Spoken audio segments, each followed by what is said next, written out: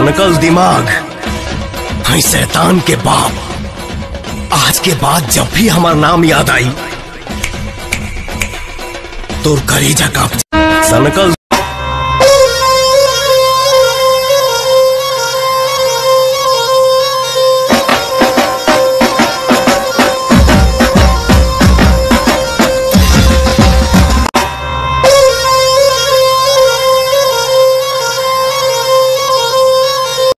रे आए सूर्य के अंदर लावा है तो पृथ्वी में क्या है रे? अरे ओप्पो अब वीवो है गुरुजी।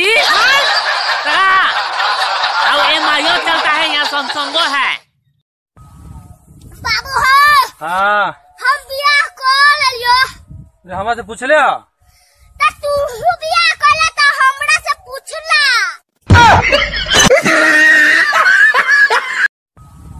जानू आए एक आध को शायरी सुनाओ ना। अरे इन काली काली जुल्फों से करती हो अंधेरा। अरे इन काली काली जुल्फों से करती हो अंधेरा, हो जाओ टकलिया कर दो सवेरा।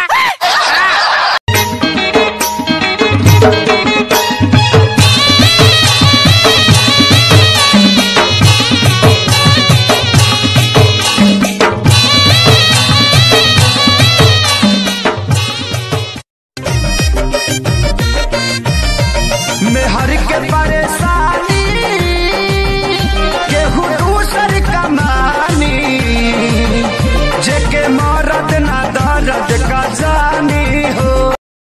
हमार मेहरारू बने के पावर तोहरा में नहीं खे। काहे? उ धरती चीर के निकली, आसमान फार के उतरी, तब भूतनी हुई।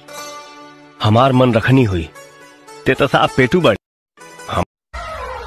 बहारा में बनी गुजर हतिया वो हमारा मालिक के बारा।